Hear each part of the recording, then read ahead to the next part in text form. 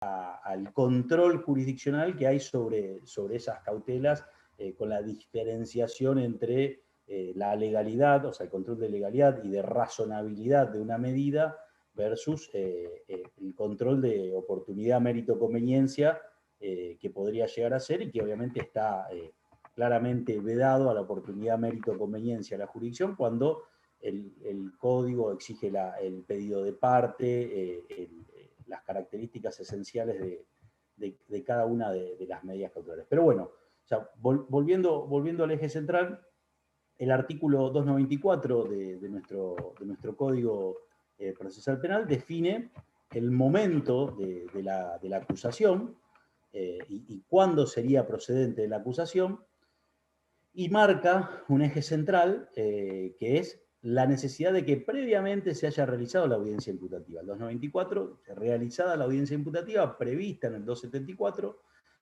si el fiscal estimara contar con, y estos son, digamos, conceptos claves para la definición de cuándo el fiscal va a estar en condiciones de acusar, es cuando entienda que cuenta con elementos para obtener una sentencia condenatoria. Fíjense la importancia de este elemento, que es obtener una sentencia condenatoria. O sea, si el fiscal entiende que no va a obtener una sentencia condenatoria, tendría que definirse por alguna de las otras opciones que generalmente tenemos el código. Y con lo cual, si no tiene esos elementos, ¿qué es lo que...? Esto les hago una pregunta, así no hablo tanto yo, pero de todo para ir haciendo algún repaso. Si el fiscal no cuenta con los elementos suficientes o con los elementos para obtener una sentencia condenatoria, ¿qué es lo que debería hacer el fiscal? Y se lo pongo con ese tipo de... ¿Qué es lo que debería hacer el fiscal si entiende que no cuenta con los elementos correspondientes? Archivar la causa. Archivar la causa. Bien, podría archivar la causa como uno de los elementos esenciales o una de las salidas alternativas que permite el código. Pero ¿qué más? ¿Qué otra cosa más podría hacer el fiscal? O sea, en este caso no tiene elementos y puede tener duda o puede tener alguna otra situación que le genere alguna certeza por lo contrario. ¿Qué puede hacer el fiscal? ¿O qué debe hacer? Aplicar un criterio. ¿Cómo? ¿De a una? Aplicar un criterio de oportunidad.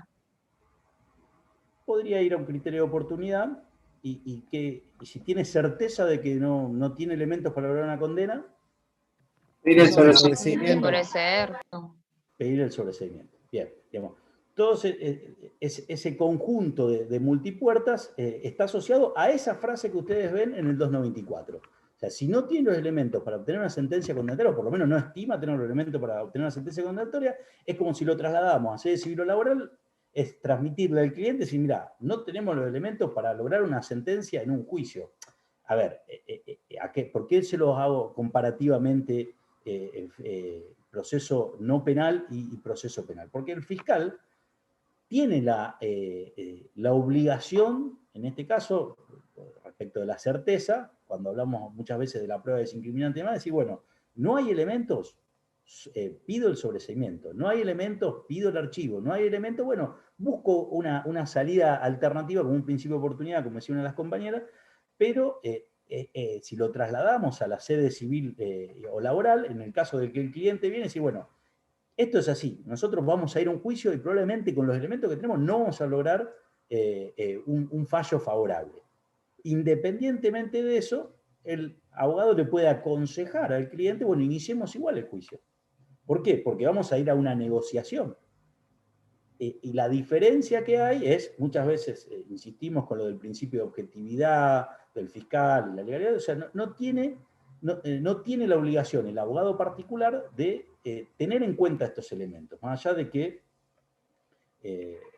los buenos docentes enseñan que cuando uno redacta una demanda, como sería la acusación, tiene que estar pensando proyectivamente en lo que sería redactar una sentencia. Bien, bueno, en este caso, si el fiscal no cuenta con esos elementos en las evidencias que ha recolectado para obtener una sentencia condenatoria, tiene que optar por alguna de las otras salidas o medidas, puede quedarse esperando, puede seguir investigando, y para eso están todas las otras herramientas que tiene la defensa y que venimos viendo, que el propio defensor, el propio imputado puede pedir su sobreseimiento, puede pedir el archivo jurisdiccional, puede pedir el principio de oportunidad, puede pedir todos los elementos del sistema multipuerta que venimos viendo. Pero bueno.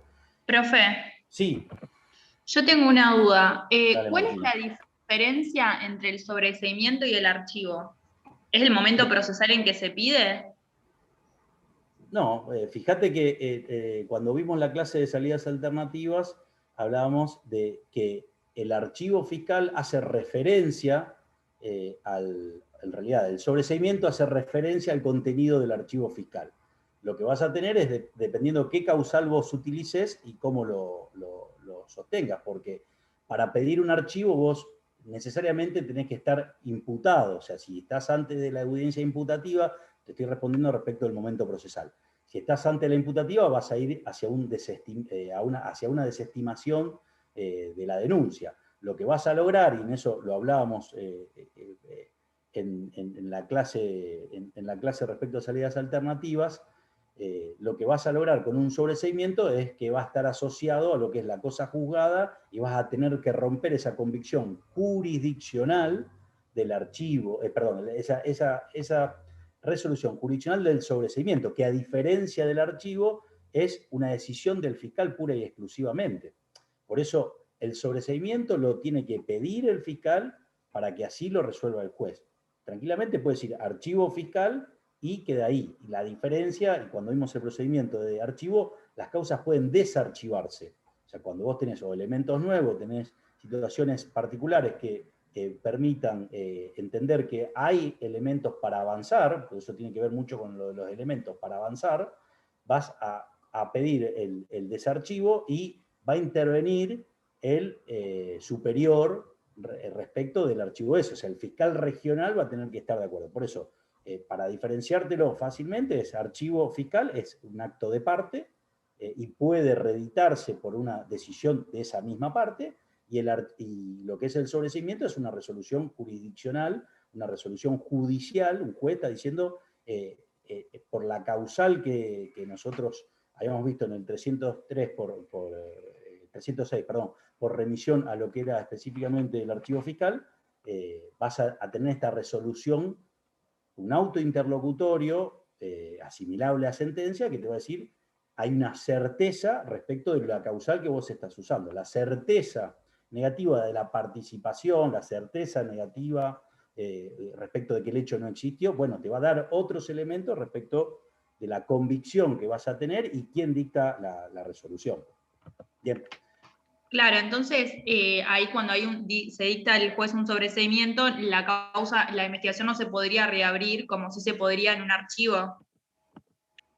A ver, sí se puede reabrir la causa. Lo que pasa es que vas a tener que romper, vas a tener que romper la cosa juzgada. O sea, y por eso hay que asociarlo a los principios constitucionales que vimos. O sea, lo que es el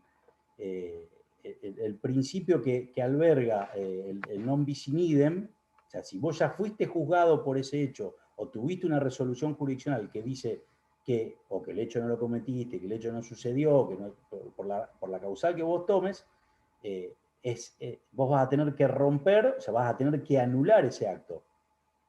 Te lo asocio con lo que vos decís, en el archivo, vos como parte, seas querellante, seas víctima, el propio fiscal, o el propio imputado también quiere que se reabre para que se resuelva la situación, o sea, que haya una resolución de mérito, sí vas a poder reabrirlo y no vas a tener que anular ese acto jurisdiccional que te fija o te causa estado o define lo que es la cosa juzgada. ¿Sí? O sea, vos lo simplificaste muy bien, Martina, en decir, bueno, en este caso no se puede reabrir, en este caso no, sí, en realidad sí se puede reabrir. O sea, hoy la discusión que hay, que creo ya lo mencioné, cuando dimos, no recuerdo si principio de oportunidad o lo vimos también en salidas alternativas, hoy se está discutiendo una causa en San Lorenzo donde se había aplicado fue un principio de oportunidad, si mal no recuerdo, Y el artículo 22 del código que trae la conversión también habla de que hay una extinción de la acción, y al haber una extinción de la acción por algo que está más asociado no a un sobreseimiento, porque no vas a tener esa resolución jurisdiccional más allá de poder pedirla, lo que están haciendo los fiscales es atacando la resolución esa de archivo o de desestimación, no recuerdo bien cuál fue, pues no me acuerdo si estaba o no estaba imputado, lo que están atacando ahí es una resolución judicial que termina resolviendo la extinción de la acción. O sea que eso es lo que hace el sobreseimiento, lo vimos como causales de extinción de la acción. El sobreseimiento te va a extinguir la acción, y al extinguirte la acción, vos para volver a investigar o para poder avanzar sobre esa investigación, vas a tener que anular, vas a tener que invalidar, vas a tener que restarle eficacia a ese acto jurídico de un juez, a un acto jurisdiccional o a un acto judicial, que pone fin al proceso. ¿Bien? Digamos, Gracias, tiene profe. la misma connotación, nada más que se da en distintos procesales, o en instancias procesales distintas, como vos planteabas, Martina. Lo que sí vas a tener que ver es, como punto número 1, quién resolvió o quién dictó esa resolución o esa resolución, o quién dictó ese acto. Si el archivo es fiscal, por más que diga archivo jurisdiccional, en la posibilidad de que vos puedas plantear archivo jurisdiccional, lo que va a ordenar es un archivo fiscal. O sea, es la parte que deja ahí. Ahora, si es un sobreseimiento, es una resolución jurisdiccional que te va a tener la entidad de haber sido sopesado por el juez que vela, además de por las garantías de que se hayan dado los debidos, o sea, que esté a derecho y que se cumplan todos los principios y garantías constitucionales. Pero bueno, volviendo. Profe, Sí, no, yo tengo una duda. En caso de que no haya certeza negativa como para pedir el sobreseimiento, ¿la falta de mérito la pide el fiscal o es el juez el que la dicta? Bueno, acuérdense que la falta de mérito no está dentro del proceso penal santafesino. La falta de mérito sigue vigente en el proceso federal, vigente acá en Santa Fe todavía, que es el viejo código. Tenemos un nuevo código solo aplicable actualmente en Salta y Jujuy, donde el auto de falta de mérito lo dicta el juez. Después vos lo indagaste, después que lo indagaste, el juez indagatoria equiparable e imputativa, vas a resolver la situación procesal del imputado y vas a sobreseer, vas a procesar, que es seguís adelante en la investigación, o vas a dictar un auto intermedio, que es el auto de falta de mérito. El auto de falta de mérito dice, no tengo elementos de convicción como juez para decir hay una certeza negativa o una certeza respecto de que el hecho no se cometió, que la persona no participó, o todos los elementos que te trae el sobreseimiento. Y tampoco tenés elementos como para decir, bueno, podés avanzar en el proceso y vas a lograr una condena. ¿Bien? Entonces, esa situación intermedia que se da en un estadio muy incipiente del proceso penal, en el ámbito federal todavía, calculen que es por lo menos a los 10 días dicta el código, muchas veces no se respetan esos 10 días, pero es a los 10 días de haber sido indagado. O sea, ustedes llévenlo acá, a los 10 días de haber sido imputado, que se resuelva esa situación, la certeza respecto para llegar al sobreseimiento tiene que ser muy fuerte, como para que en ese momento el juez diga no participó. Y a diferencia de este proceso que estamos viendo ahora, pasó todo la investigación penal preparatoria, y el fiscal llegó a la convicción de que va a lograr una condena. Lo que vos estás planteando es si el fiscal no tiene los elementos, o no cree tener los elementos para lograr una condena, en ese caso particular, desde el punto de vista de un acusatorio puro, debería tomar la decisión de buscar alguna salida alternativa al proceso, porque no tiene la certeza de que va a lograr una condena. Y no puede no debería poder largarse a la aventura de lograr una condena. Pero bueno, digamos, eso queda muy circunscripto al ámbito de interpretación propio del fiscal, y por eso después vamos a ir a lo que les mencionaba Román ayer y que vamos a ver a continuación, que es el control de la acusación. Cómo el juez va a controlar la acusación y con el debido equilibrio para no meterse a definir si el fiscal puede o no puede, perdón, si el juez puede o no puede intrometerse en la actuación del fiscal. O sea, para eso tienen como emblema el fallo Quiroga, que lo tienen como jurisprudencia obligatoria ustedes, que está asociado al Código Procesal Penal Nacional, que todavía el viejo, que todavía contiene el auto de falta de mérito, donde en ese caso particular la Corte resolvió de las dos hipótesis que traía el 348 del Código Procesal Penal Nacional, qué sucedía cuando el fiscal traía una posición desincriminante, como la que estamos hablando ahora. O sea, el fiscal pide el sobreseimiento en ese momento. ¿Por qué pide el sobreseimiento en ese momento? Más allá de que sea o no sea el caso. ¿Por qué el fiscal desestimó la denuncia? Bueno, y había un querellante. ¿Y qué pasa con el querellante? Bueno, la resolución que trae el 348, todavía vigente, pero derogado jurisprudencialmente, si se quiere, si el juez no estaba convencido de la pretensión desincriminante del fiscal, o sea, tenía que ir a resolverlo la Cámara de Apelación, ni siquiera el fiscal superior, que eso traía nuestro viejo código y lo trae el código actual respecto de las posibilidades que tiene la víctima para recurrir. Pero nunca el juez va a ir por sobre encima de la pretensión, en este caso desincriminante, del fiscal. Bien. Eso en el proceso acusatorio, nuestro proceso acusatorio ya todas esas cosas las fue receptando, las fue cristalizando en normas y las resolvió normativamente. Bien. Bueno, como decía, seguimos. El 294 dice que el fiscal, cuando tiene estos elementos que él cree que son suficientes para obtener una sentencia condenatoria, procede a formular.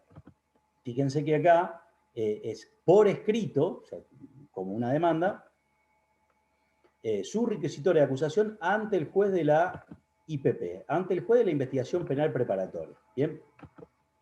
Obviamente, el mismo artículo 294 trae la disquisición de si hay o no querellante.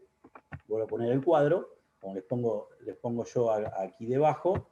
El querellante, la posibilidad que tiene, o sea, lo que trae el propio 294 es previamente que se haya resuelto, que lo vieron ayer con Román y lo hemos visto en su momento, todo lo que trae en consideración el 287, el 287, el 287 y el 288 respecto a la intervención o no intervención del querellante y cuando hay o no hay disenso.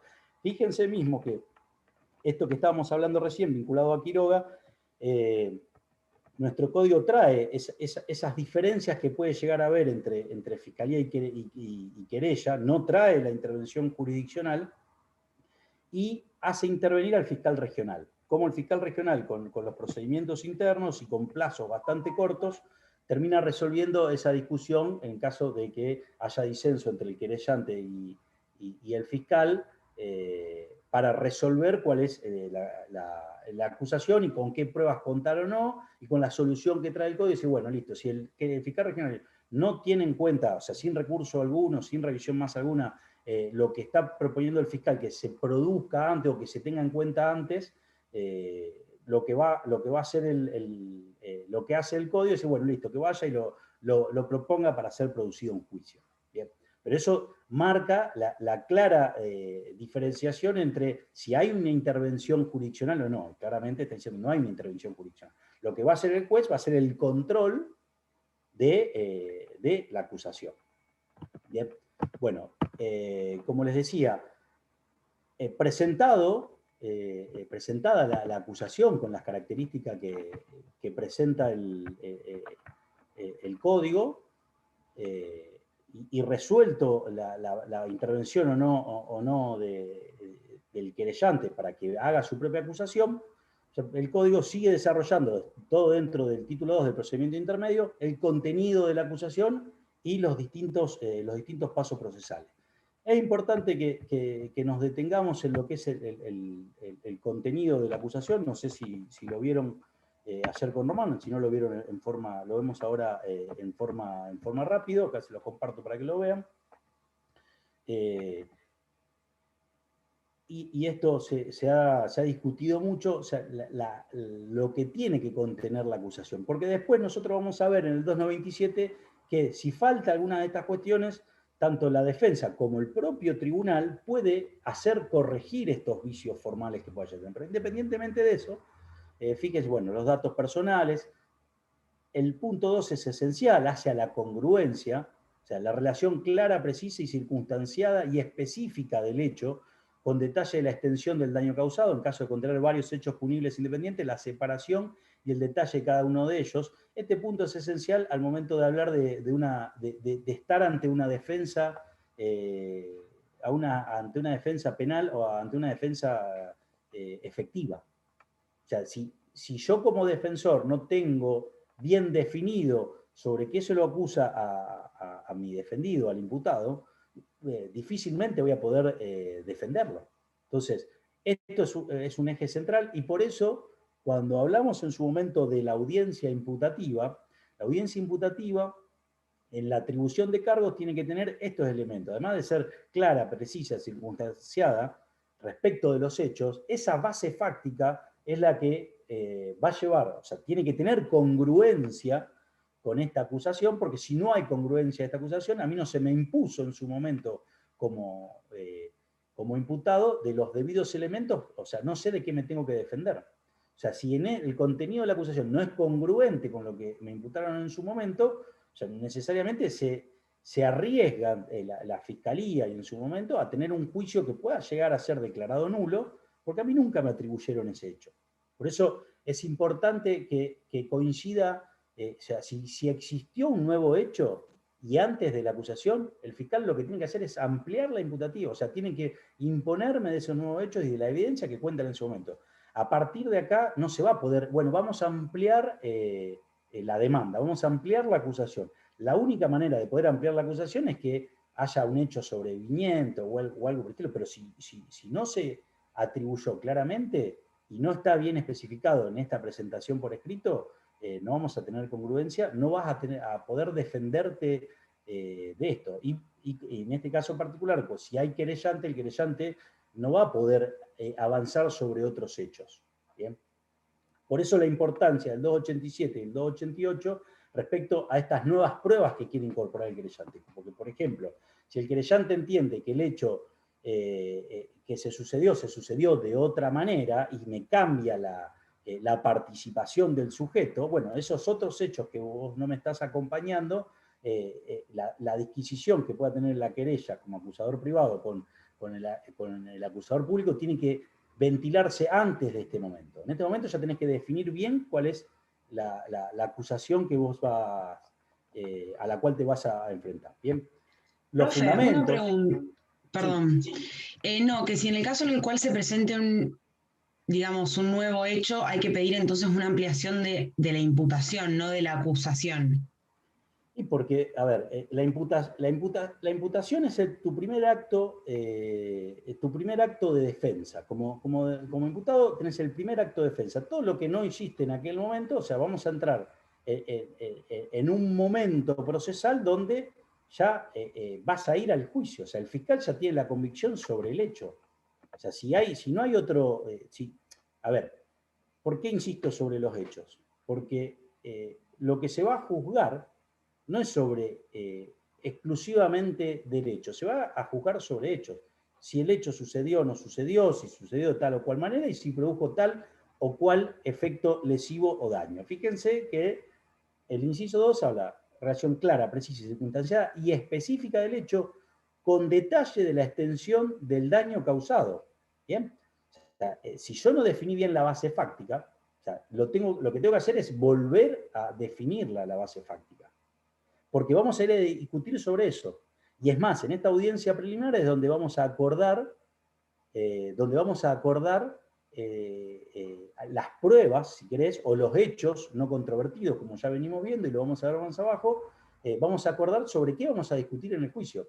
O sea, ustedes lo que tienen o sea, el acto central del juicio tiene que estar asociado que, como ya venimos viendo, es lo menos que llega al juicio y cuál es el dispendio estatal para hacer un juicio. ¿Bien? Si el hecho, o sea, a ver, puede ser que sea un hecho nuevo, pero es un hecho distinto. En todo caso, será otro hecho, será producto de otro proceso, pero no vas a discutir eso en ese momento.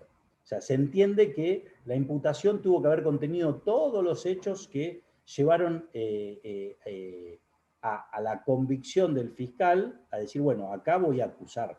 Por eso los elementos del 294 para obtener la sentencia condenatoria. Si no es un elemento nuevo relacionado a otro hecho. Es la importancia de la congruencia. Sí, vas a tener que ampliar la imputación.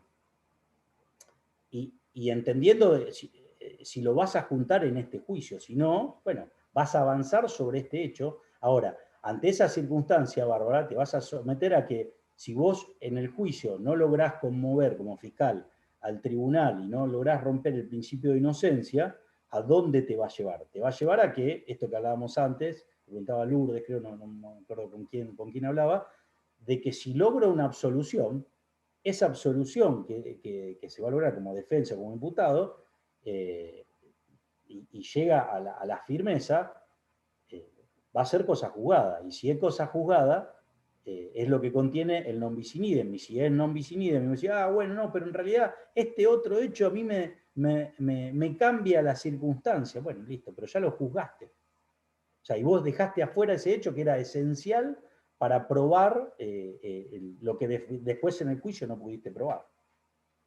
Y por eso esa relación va derecho con el punto 3, que es la fundamentación de la acusación, con la expresión de los elementos de convicción que la motivan. O sea, no es un acto aislado, sino, bueno, listo, presento la demanda. No, vos presentás la acusación, me tenés que definir bien cuáles son los hechos y lo tenés que fundar. Y a su vez, y ahí sí ya entramos en el derecho, hasta ahí tenemos todo base fáctica. Tenemos, el punto 4, el inciso 4, es la calificación legal de los hechos, con expresión precisa de los preceptos jurídicos, y después se va a asociar con el 5, que es qué es lo que yo estoy pidiendo de pena. La pena que se solicita para él o los imputados y la medida de seguridad indicando las circunstancias de interés para la determinación de ellas. Digamos, y esto es esencial porque uno de los, ya lo vamos a ver en la última semana y si tenemos tiempo, uno de los, de los obstáculos principales para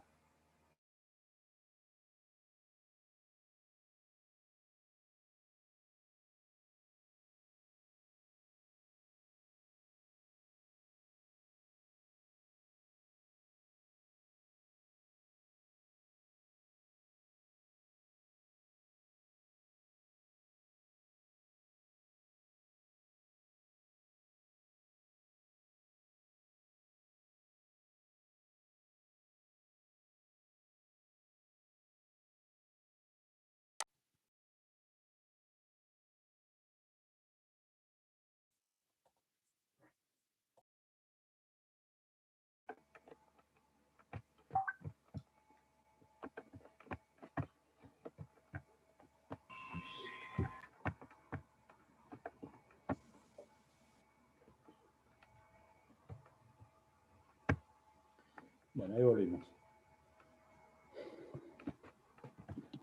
Ya me han retado de acá de la comisión porque todavía no tengo el Zoom sin interrupción que nos da la facultad, pero bueno, me resisto. No, ya a partir de la semana que viene o la otra.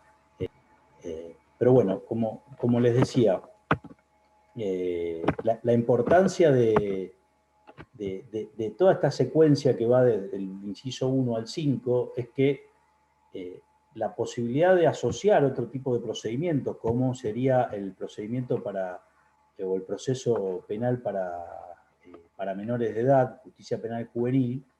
O sea, uno de los grandes dilemas de poner un mismo procedimiento, o que se suba el procedimiento o el proceso penal para menores de edad, o puede ser como existe hoy el contravencional, pero es de distintas características, todos con raigambre penal, es que en el proceso penal juvenil o los distintos proyectos de código del proceso penal juvenil, no se pide pena para el menor de edad. Y muchas veces tampoco, al no pedirse pena, porque la pena se va a cesurar, o se hace el juicio de cesura, o se va a hacer la determinación una vez encontrado no culpable y después de que haya cumplido los 18 años, o sea, era uno de los obstáculos. Entonces, por eso la importancia de la definición de todas estas de todos estos momentos del contenido de la acusación. Bien, y los momentos y el contenido de la acusación nos va a llevar a que todos estos elementos tienen que estar claros y precisamente determinados. El monto de la pena, del tipo de sanción penal, de pena que se le requiera al imputado, te va a definir también después el tipo de proceso jurisdiccional, el tribunal que vas a tener, si es tribunal unipersonal, si es tribunal colegiado, o sea, o por las características del hecho debería ser colegiado. ¿Bien? Son todas circunstancias que van a definir a partir de este momento cómo la Oficina de Gestión Judicial y cómo el juez y los distintos jueces que intervengan, los colegios de jueces, van a llevar adelante el proceso. Bien. El inciso 6, el contenido de la acusación, es la solicitud de apertura a juicio. Lo interesante de nuestro 295 es que trae esta discusión o resuelve la discusión de la acusación alternativa, cuando refiere en sus últimos párrafos, en el último en particular, podrán indicar si servirán como acusación alternativa aquellas circunstancias del hecho que permitan encuadrar el comportamiento del imputado en una figura distinta de la ley penal, que se precisará para el caso que no resultaran demostrados en el debate los elementos que componen su calificación jurídica principal. ¿A qué refiere esto?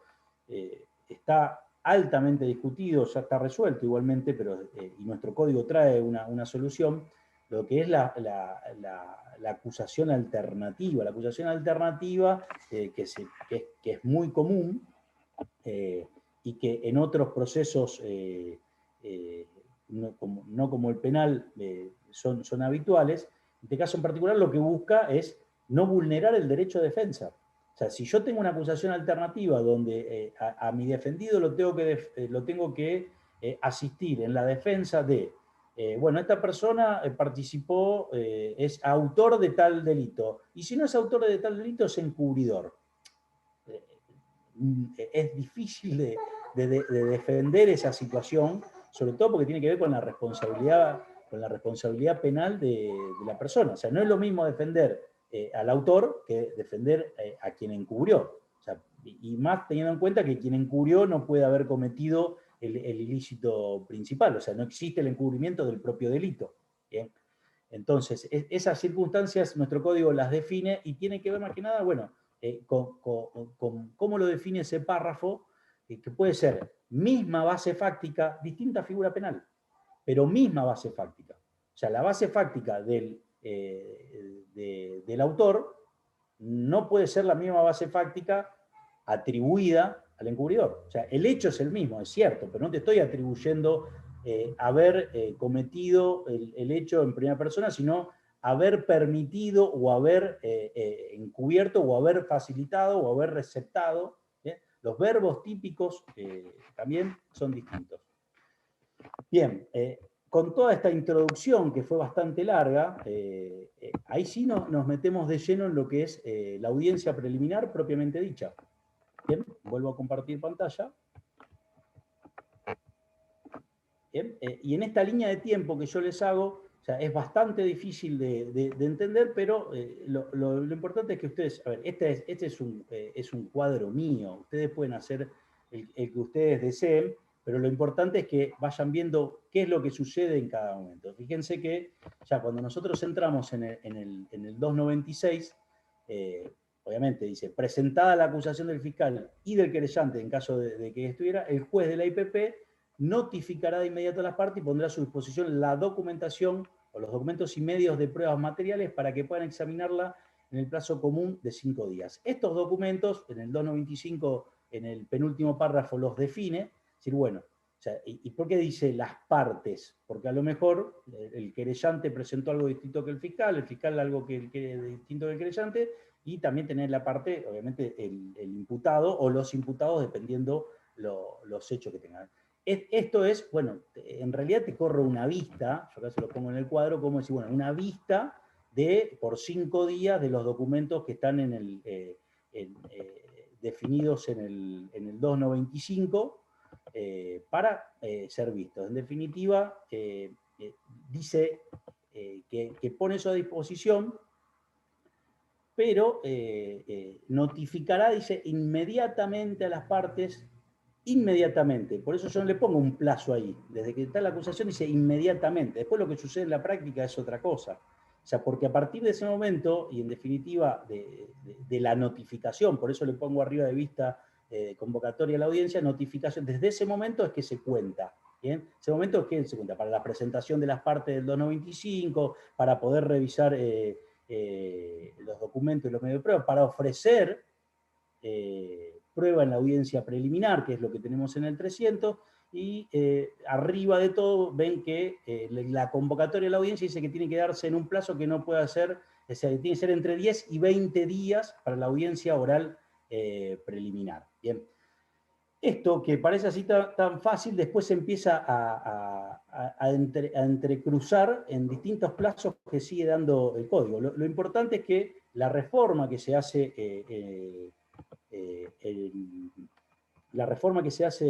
sí, es bastante reciente, por la 13746, es traer una solución a lo que sucedía en la práctica. Es decir, bueno, ¿a partir de cuándo ofrezco qué cosa y para qué? O sea, porque se suscitaba de que vos en la audiencia preliminar, como vamos a ver ahora a continuación, qué es lo que pasa en esa audiencia preliminar y qué es lo que vos podés pedir.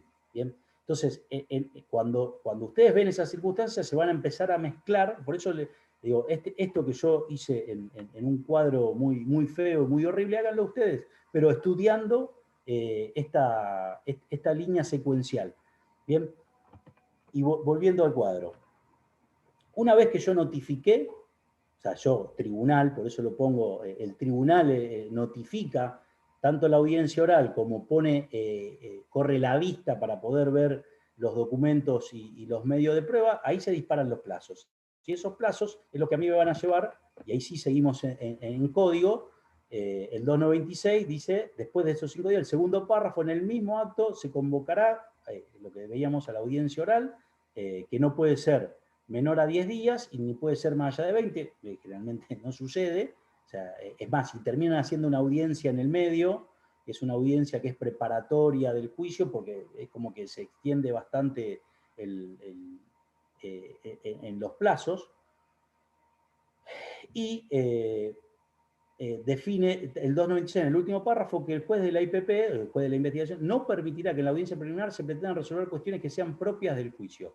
Cuando el juez advierte, y fíjense la importancia de esto, cuando el juez advierte que en esa audiencia se están debatiendo cuestiones que van a ser propias del juicio, si el hecho ocurrió, si no ocurrió, y no hay una cuarta parte, debe cortar esa discusión y dejarla librada del juicio. Es más, en algunos casos hasta el propio juez dice, o sea, hay una pretensión punitiva del fiscal, hay una pretensión punitiva de la querella.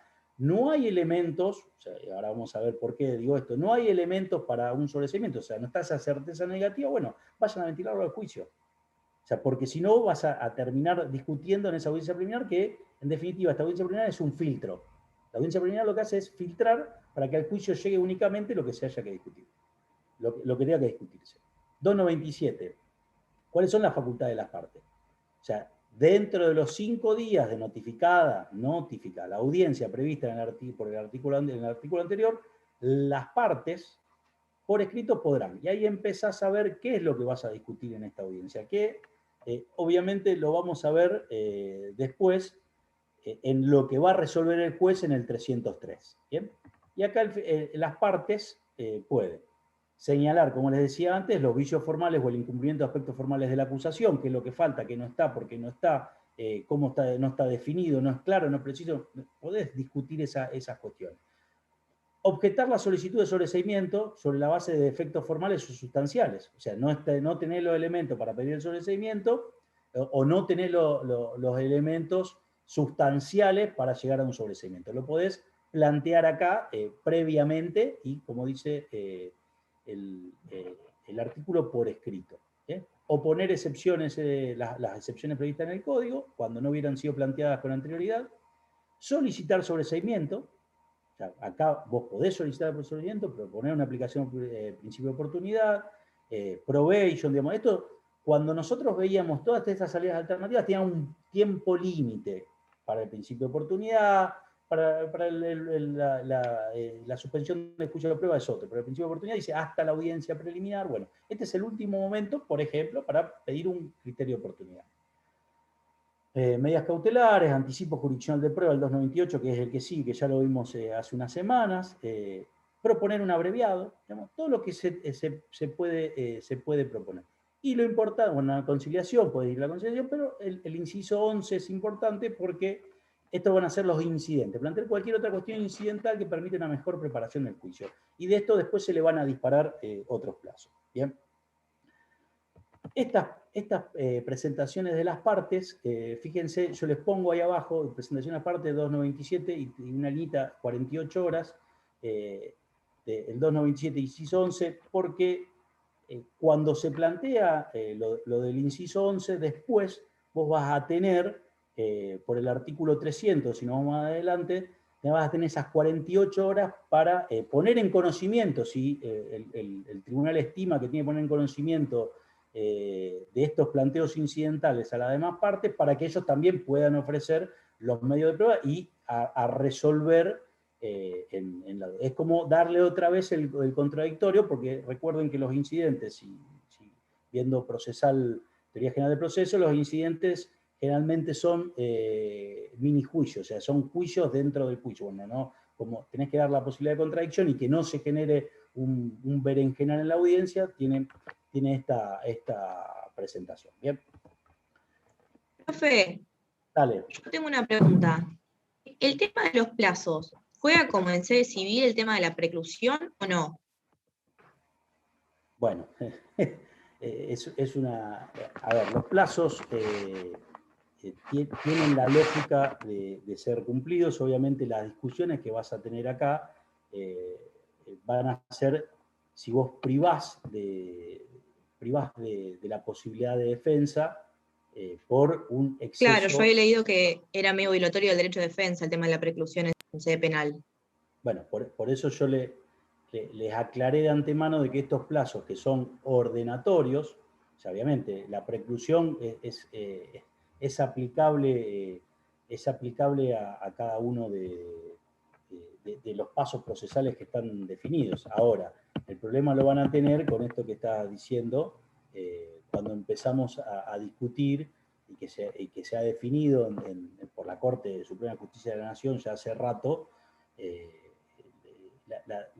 la cuestión de defectos formales que pueden ser atribuidos a los defensores, en caso de un imputado entendiendo que está siendo debidamente asistido, y con la defensa penal o defensa efectiva, en el caso de Noriega, Llenone, Nacheri, digamos, todos casos de la Corte Suprema de Justicia donde, si bien está más asociado a recursos que haya presentado, también lo podés traspolar a que el defensor no haya, por eso te lo asocio más que nada al defensor. Obviamente la Fiscalía va a querer defender su postulación, decir, bueno, o que el gravamen irreparable esté asociado al exceso ritual manifiesto, y ahí es donde vas a caer en la discusión respecto de si el imputado, que es el mayor garantizado, mayor protegido en el proceso penal, tiene que igual jugar con los errores de la acusación. ¿Y por qué digo esto? Basado en el principio de inocencia, y con esto que hablábamos antes, no tenés elementos para llegar a una condena, se te van cayendo todas esas postulaciones y la defensa va a plantear.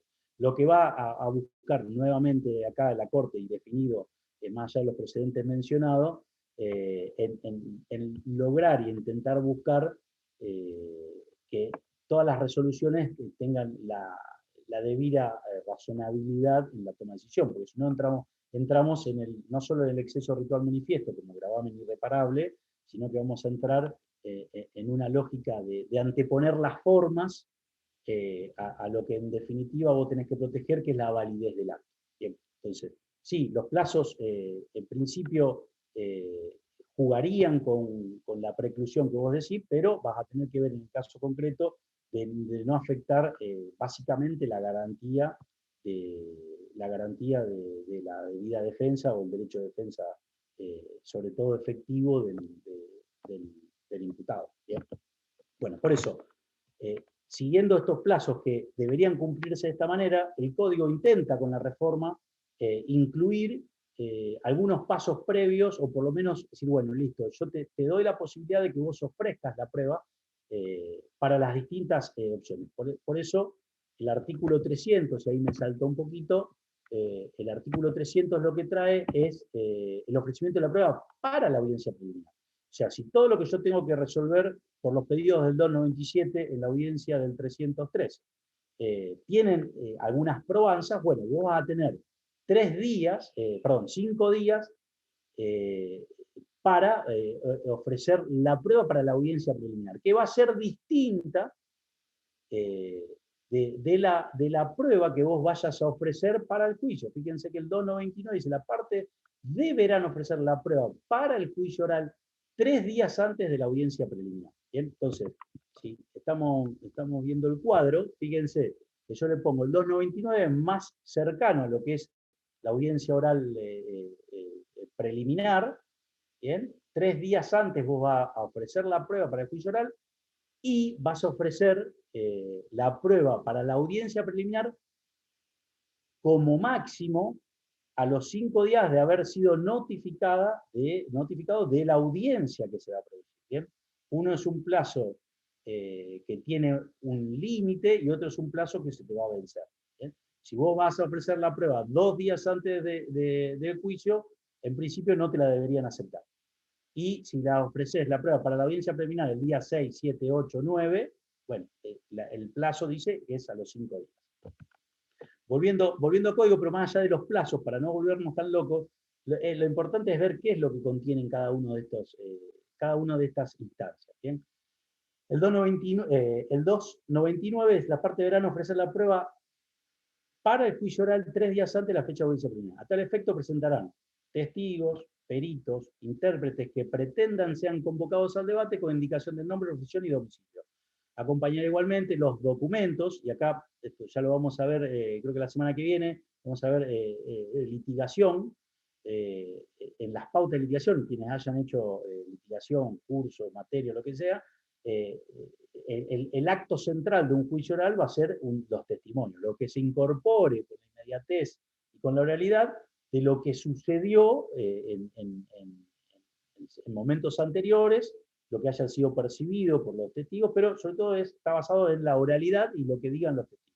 Pero también en algunos casos, en casos sobre todo que es necesaria la documental y los objetos, también debes acompañar igualmente los documentos que piensan servirse e indicarán dónde se encuentra. O sea, qué elementos los medios de pruebas que vas a ofrecer para el juicio. ¿Bien? Tenés que relacionar con mención de los hechos y circunstancias que se pretendan probar, o de lo contrario no serán admitidos. ¿Bien? Deberán las partes indicar si, conforme a las disposiciones legales, corresponde la intervención de un tribunal conformado único o pluripersonalmente, o si razones absolutamente excepcionales que se explicitarán aconsejan la intervención de un tribunal de juicio pluripersonal. Esto que yo les refería cuando hablábamos de la importancia de los incisos del 2, no como inciso propiamente dicho, sino que contengan todas esas, lo que pedía el 297, es para esto. O sea, no es lo mismo, dependiendo de la pena que se pida, ir a un unipersonal o a un pluripersonal, y si lo que se busca es que sea con una intervención de un tribunal distinto del que correspondería, bueno, la debida justificación. ¿Bien? Pero eso se da, como decíamos, todo lo que voy a ofrecer, y la importancia que acá refiere es si van a ser admitidas o no, porque toda esta prueba que se ofrezca en la audiencia preliminar, lo que se va a definir es si se admite, y lo que refiere a qué hecho está asociado, qué es lo que se puede probar, si es pertinente. Y ahí es donde van a surgir los famosos acuerdos probatorios. Bien. El 300 define el plazo de 5 días desde notificada la audiencia prevista del 296. Ahí ofrecer los medios de prueba necesarios para resolver cuestiones propias de la audiencia preliminar y el juez admitirá las que fueran pertinentes. O sea, si yo voy a plantear el sobreseimiento, voy a tener que acompañar los elementos para el sobreseimiento. Si voy a acompañar un pedido de suspensión de juicio a prueba, los elementos para la suspensión de juicio a prueba. Si estoy diciendo que hay vicios formales, bueno, ¿cuáles son los elementos que digo porque hay vicios formales? Si hay una excepción, bueno, ¿cuáles son los elementos? Bueno, eso es lo que vos vas a resolver en esa audiencia, ¿bien? Bien, y lo mismo, después las admitirá las que fueran pertinentes, o sea, lo que es el proceso de admisión, de admisibilidad y el proceso de pertinencia de la prueba. Dentro del plazo de 48 horas es lo que veíamos antes. Listo. O sea, ahí ya estamos prácticamente a punto de entrar a la audiencia. La audiencia preliminar se desarrollará conforme a las reglas del debate, dice 301, con presencia ininterrumpida del juez, del imputado, su defensor, del fiscal y los demás intervinientes constituidos en el procedimiento. O sea, prácticamente es un juicio, no repitan lo que digo, pero lo que vas a tener es todas las partes presentes. Y no puede llevarse a cabo si no están todas las partes presentes. La presencia del fiscal, defensor y imputado constituye requisito de validez de la misma. ¿Bien? Una de las pocas veces que el código trae la sanción particular en caso bueno, es requisito de validez. O sea, no está alguno de esos, vos ya sabés que ese acto es inválido. La falta de comparecencia del creyente debidamente notificado implica abandono de la persecución penal por su parte. Con lo cual acá tenés un desistimiento tácito de la persecución penal con las consecuencias que tiene en la instancia procesal que estamos definiendo. El 302 va a hablar del desarrollo oral, durante su realización no se admitirá en presentación por escrito, por eso yo hacía la diferencia antes. Vos presentás por escrito, las partes presentan por escrito, se contesta por escrito, pero en un momento que vos entrás a la audiencia no hay más presentaciones por escrito, es oral. Ahí sí vamos pura y duramente al debate oral y público. ¿Bien? Se producirá la prueba ofrecida admitida, incorporándose la que en su caso se hubiera diligenciado, dando oportunidad para que cada una de las partes fundamente sus pretensiones, luego de ello de corresponder según la ley, después intentará la conciliación. Fíjense que siempre vamos a volver dentro de nuestro código, ya lo teníamos como una posibilidad en el 297 de pedir una mediación, o sea, siempre se va a intentar conciliar, acuérdense que este es un proceso autocompositivo, intentan que las partes acuerden siempre y cuando se pueda acordar, y siempre y cuando no se afecte el interés público o se entienda que es así, como cuando veíamos básicamente lo que era las posibilidades de prescindir de la persecución penal o de la acción, como es un principio de oportunidad, cuando siempre está incluido o siempre está incluido el interés público. Después se fueron agregando el interés superior del niño por las convenciones internacionales, ya estaban previamente estatuidos, o con algunas definiciones de política criminal definidas por el legislador, que es casos donde esté implicada violencia de género, casos donde haya utilización de armas, bien. Bueno, todas esas cosas fueron definidas previamente. Mientras tanto, la conciliación es lo que se busca, siempre y cuando, como sigue diciendo el artículo del código, se busca la reparación integral del daño social o particular causado. Fíjense, esto es interesante. Cuando hablamos de los principios generales del proceso penal, esto es un punto para desarrollar. Y cuando a lo mejor le preguntan, bueno, ¿y dónde está esto dentro del código? ¿Dónde está esta figura autocompositiva? Fíjense que hasta en la audiencia preliminar tenés esta figura. Y yendo un poquito más lejos, el juez puede provocar el acuerdo de las partes. Respecto de hechos que considere comprobados con notoriedad. O sea, el acuerdo que veíamos antes, y bueno, el juez lo que va a buscar es si hay un acuerdo respecto de las partes, o entender, bueno, no vayan a discutir qué ha sucedido, o sea, no vayan a discutir si la persona era o no era capaz para resolver o cometer el hecho, perdón. O sea, acuérdense siempre que tiene que haber discernimiento, intención y libertad.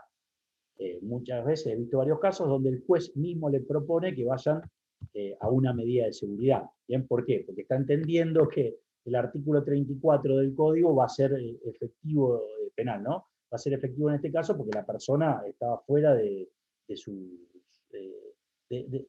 elementos típicos necesarios del discernimiento, intención y libertad, y van a llegar a un proceso penal, a un juicio, donde a lo mejor estos elementos no están, y después puede proponer estos acuerdos. ¿Bien? Y ahí caímos de lleno en lo que es el 303. Y fíjense que el 303, después dentro de los 5 días de finalizado el debate, o sea, ya define que el 301, el 302, cómo va a ser ese debate, cómo la contradicción va a estar planteada. Acá obliga, o sea, en realidad dispone que el juez debe fundamentar la resolución, ¿bien? O sea, acá sí le da también 5 días de finalizado el debate, para que fundamente y deje constancia en acta, resolviendo todas las cuestiones planteadas. Y en su caso, lo importante es decir, bueno, admitir o va a rechazar. Lo primero de todo, total o parcialmente, la acusación del fiscal y del querellante, si fuera el caso, y ordenará, en su caso, la apertura a juicio. ¿Bien? Este primer inciso va a definir todo lo que viene después. O sea, si el juez entiende que es inadmisible la acusación porque le faltan elementos, porque no corresponde, porque lo conmovió alguna otra de las presentaciones de la parte, tiene que definir si admite o no admite. Ese es el primer control de legalidad respecto de lo que el fiscal va a llevar al juicio. Y esto es lo que veíamos en su momento con respecto a la imputativa, si el juez puede entrometerse en lo que atribuye en la audiencia imputativa. ¿Bien? Hablamos de un caso donde el juez desestimó 4 hechos, o 5 hechos, 5 hechos de los 9 que había imputado el fiscal, y en ese caso particular lo hizo en la audiencia imputativa, no lo hizo acá. Bueno, ese mismo control el que hace acá. O sea, si es evidente que no están los elementos, o que el hecho no encuadra en un delito, o la razón que sea, bueno, va a rechazar.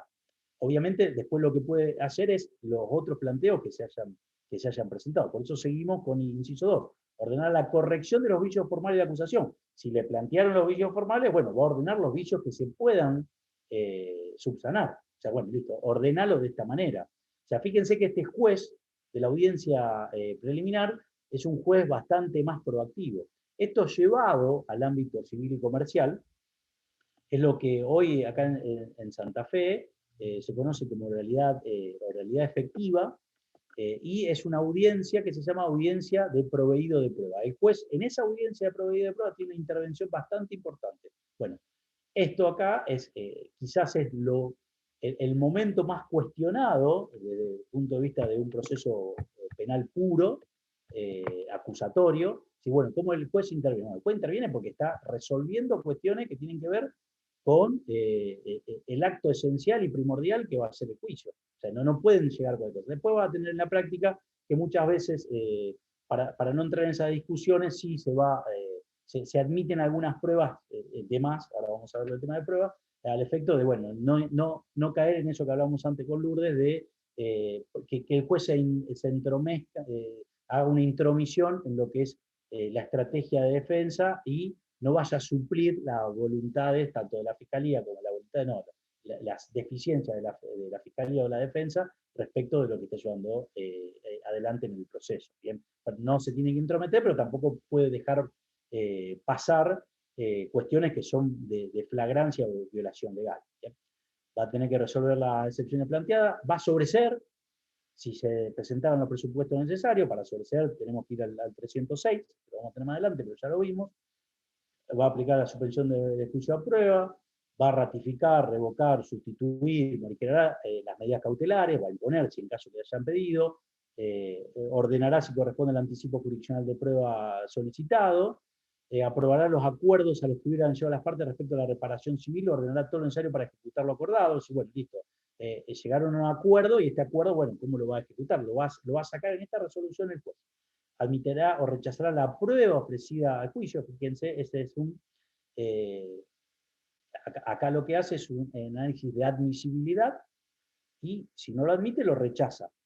¿Tá? Pero esa admisibilidad tiene que ser admisibilidad y procedencia, y acá es donde va a entender, si yo tengo 20 testigos para probar un hecho, y esa parte y la contraparte no está controvertiendo, no está haciendo la controversia de ese hecho, sino, bueno, la persona falleció, está discutiendo si fue en legítima defensa o no, entonces, no solo que no vas a discutir, o no van a estar los 20 testigos para probar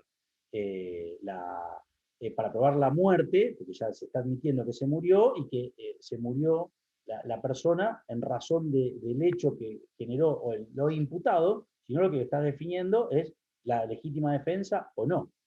Bien, entonces en ese caso, los 20 testigos que tenía para probar la muerte y los 20 testigos que tenías para probar que el hecho lo cometió el imputado, no lo vas a necesitar. Bueno, el juez tiene la potestad de, en ese caso, limpiar 40 testigos porque no está controvertido ese hecho. Bien, más allá de la admisión o no, y ordenará la separación, la acumulación de los juicios en caso de que hayan querido acumular otros juicios que estaban pendientes o querer hacerlos todos en conjuntos. Y como refiere el infine de este artículo, esta resolución será recurrible por las partes. O sea, las partes pueden recurrir a esta resolución y obviamente ahí vas a tener la debida revisión de la Cámara. Bien, 304, ¿qué debe contener? Ya no qué es lo que se debe resolver dentro de la audiencia preliminar, sino lo que acá vamos a ver, lo que claramente va a ser el auto de elevación a juicio, el auto de apertura a juicio. ¿Qué tiene que contener? Porque eso es lo que va a llegar al juicio, donde ahí sí ya vamos a tener otro juez u otros jueces que van a tomar esto y cómo se va a preparar. ¿Para qué sirve esto? Y bueno, para saber si voy a tener un juicio de una semana, de 2 semanas, de 3 semanas, cuáles son los hechos, que el juez que lo vaya a recibir tenga los elementos mínimos indispensables, la Oficina de Gestión Judicial tenga los elementos mínimos indispensables para programar el juicio. Este auto de apertura a juicio, cuando la resolución del artículo anterior dispone la apertura del juicio, fíjense, ¿por qué hace la diferenciación? Porque nosotros podemos tener la resolución del 303 y no hay apertura a juicio, porque se puede haber dado el sobreseimiento, porque se puede haber dado un acuerdo, porque se puede haber dado un montón de situaciones, circunstancias que veíamos antes, que no vayan a apertura a juicio, por eso lo desdobla. La apertura a juicio debe contener lo que vemos a continuación, ¿bien? Dispone la apertura del juicio, deberá contar con las siguientes precisiones. 1. Si el juicio se llevará a cabo ante un tribunal conformado uni o pluripersonalmente. 2. ¿Cuál es el o los hechos por los cuales se autoriza la apertura del juicio? ¿Bien? Esto es importante, porque si yo como fiscal o como querellante llevo la acusación de 3 hechos y el juez solo admite un hecho, en la resolución anterior vamos a tener desechar esos 2 hechos y nos vamos a quedar con esto. Bueno, este es el hecho por el cual se autoriza la apertura a juicio, describiéndolo con precisión como así también indicando la calificación jurídica. Ahí vamos a tener la congruencia tanto de hechos como de derechos. La identificación de los acusados, las partes admitidas, la decisión sobre la admisibilidad o inadmisibilidad de la prueba ofrecida para el debate, sobre todo para no reeditar después si esto se va a producir o no se va a producir, las convenciones probatorias a las que se hubieran arriba las partes, esto que veíamos antes. No vamos a discutir que se murió. Entonces no vamos a discutir eso, vamos a discutir si quien produjo el hecho disvalioso, la muerte, fue el imputado o no, o si eso tampoco se va a discutir, con qué características vas a ir al juicio, si no vamos a discutir que lo ocasionó el imputado, sino que en qué circunstancias y situaciones se dieron. Bien, la individualización de quiénes deben ser citados a audiencia del juicio oral, acá incluimos los testigos, los peritos y demás. Cuando el acusado soporte una medida de coerción, su subsistencia o consideración, en caso de pluralidad de querellante, la orden de unificar la personería cuando fuera necesario. Esto es importante. Para esto, no sé si lo pudieron ver, es muy, muy interesante el artículo de Cuccinelli, que está propuesto como lectura obligatoria. Es bastante largo, pero es interesante porque lo trae desde la acción y termina con la defensa efectiva.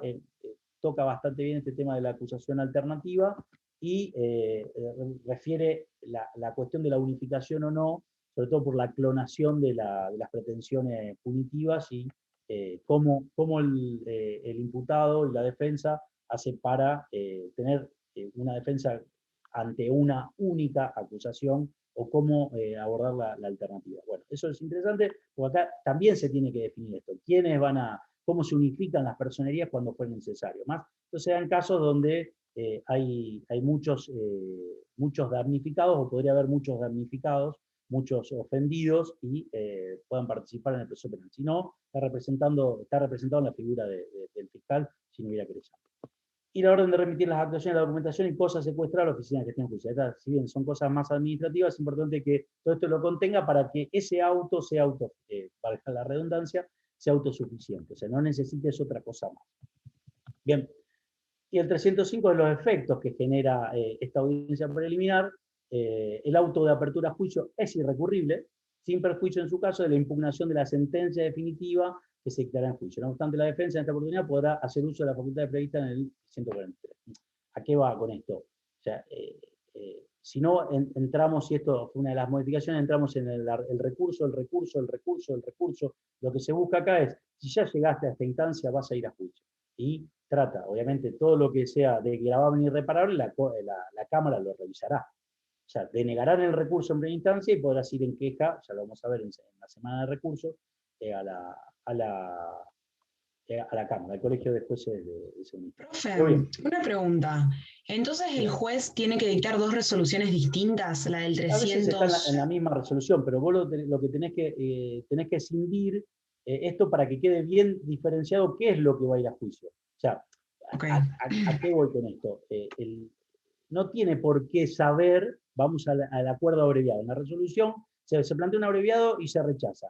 El juez que va a ir a juicio, o sea, el juez de juicio, que es diferente del IPP, no tiene por qué saber, o sea, no es que no tiene por qué saber, no debería saber que hubo un abreviado y se frustró, que hubo un pedido de sobreseimiento. Lo que tiene que entender es que esto va a ir a juicio y cuáles son los hechos fácticamente por los que se llega a juicio. ¿Bien? Sí, dos autos separados. ¿Lo podés tener en conjunto? Sí, pero tenés que circunscribirte a que el auto esté separado. Por eso yo acá en la pantalla lo que les pongo es la diferencia entre la resolución judicial de la audiencia preliminar y la resolución judicial del auto de apertura de juicio, el 303 y el 304. Y esto, como le pongo, como eje central la audiencia oral preliminar, bueno, y a partir de ahí sí tenés esos 5 días para esta resolución. Pero, fíjense que esta resolución debe contener, dice, bueno, líguese admitir, vuelvo sobre el particular, el 303 va a admitir o rechazar la acusación y en su caso, fíjense que en esa resolución también va a definir y ordenará, en su caso, la apertura a juicio. La resolución del 303 va a ordenar la apertura a juicio, pero el auto de apertura a juicio es lo que tiene que contener mínimamente todas estas cuestiones que van a ser orientadas más que nada a resolver de qué es lo que va a ir a juicio y cómo va a ir a juicio. ¿Bien? Bueno,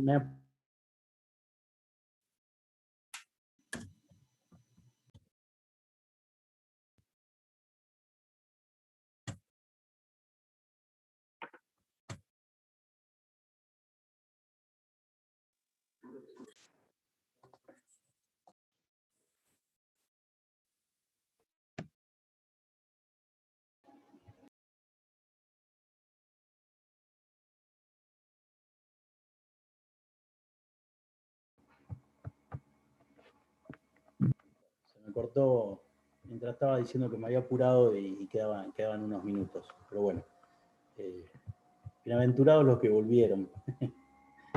Bueno, chicos, básicamente es lo que les quería transmitir respecto de la audiencia preliminar y todo lo que es el proceso de llegar a la audiencia preliminar.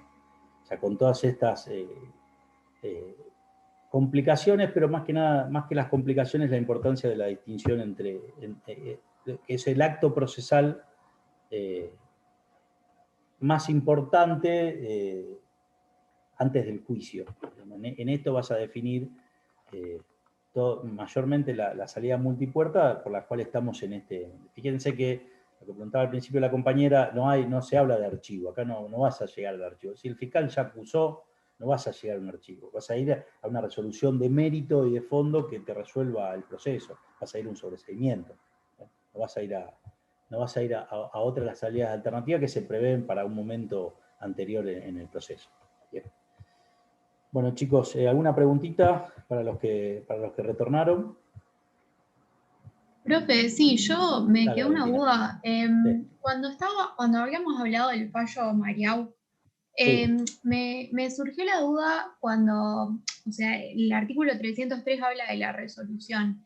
En ese caso lo que se habría hecho es que se habría, digamos, impugnado la resolución de esta audiencia y por eso, digamos, la Corte dice que no era una cuestión, digamos, de fondo, digamos, la admisión de esa prueba. Porque creo que también en otros fallos también hablaban de cosas, como que una cosa era cuando se admitían todas las pruebas, que se podían producir todas, pero otra cosa es cuando se rechaza alguna prueba, digamos, ahí, digamos, sería como que lo autorizaría a realizarla. Claro, te rechazo una prueba que después no vas a producir de otra manera en el juicio. O sea, si yo no te lo dejo entrar al proceso, después ¿cómo lo introduzco? Pero por eso el acto es esencial.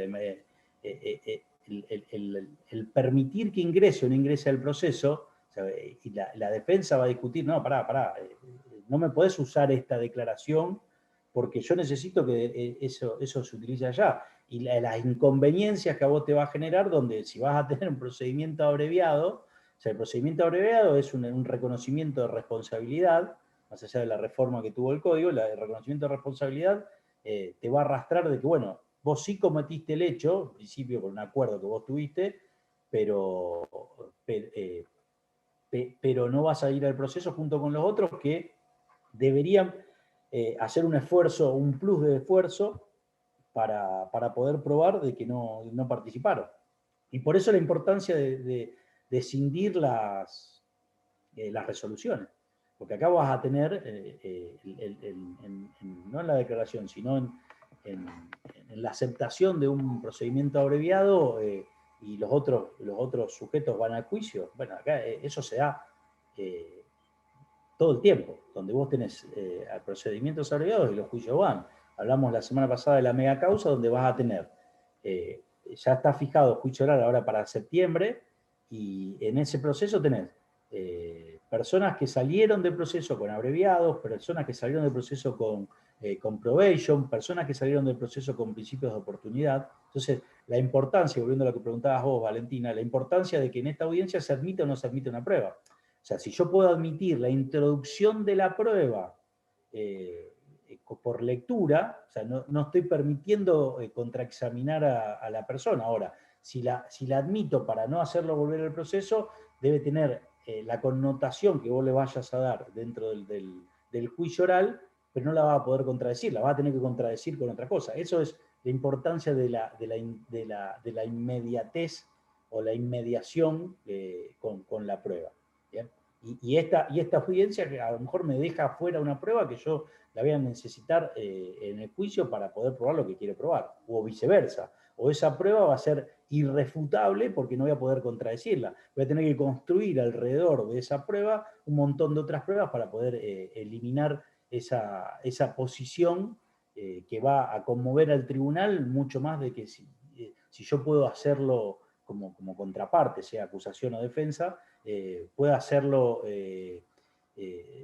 bajarle la calidad de la información incorporada. Y por eso los anticipos jurisdiccionales de prueba. O sea, muchas veces los anticipos jurisdiccionales de prueba que se dan cuando hay menores de edad o personas en situación de vulnerabilidad, que se da, o más allá del caso excepcional de el posible fallecimiento de una enfermedad terminal de la persona, inclusive en ese caso, si la persona está en condiciones de venir a declarar el juicio, bueno, que venga a declarar el juicio, porque no son los mismos elementos en el momento inicial del proceso ahora. O sea, en el medio se incorporaron un montón de evidencias, o se deberían haber incorporado un montón de evidencias, y también la teoría del caso está consolidada de otra manera. O sea, lo que yo tenía al principio no es lo mismo que voy a tener ahora. Por eso la importancia de esta audiencia y de las resoluciones que se toman acá y respecto a la admisión o no de ciertas pruebas y la imposibilidad después de poder probar. Es más, sin ir más lejos, ahora recientemente en una audiencia preliminar que resolvió el propio Román, él entiende, salió ahora hace poquito en los medios, él entiende que no habría elementos para lograr una condena, pero no va a cercenar la posibilidad de ir a ser, de ser ventilado en un juicio. ¿Por qué? Porque tanto fiscalía como querella entienden que tienen los elementos de convicción suficientes para poder lograr una condena. O sea, él hace su apreciación en ese momento. Bueno, después andar a resolverlo ya, y eso es lo que no permite ventilar en este momento cosas que tienen que ventilar en el juicio. Entonces, si yo no te permito en la audiencia preliminar ventilar cosas acá porque son propias del juicio y encima te cerceno la posibilidad de ir a juicio, bueno, sea, ahí sí tenés una denegación de justicia bastante amplia. Bien. Bueno, chicos, ¿algo más?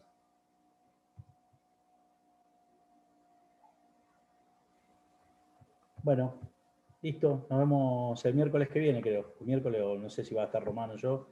Creo que el martes que viene, sí, martes o miércoles que viene.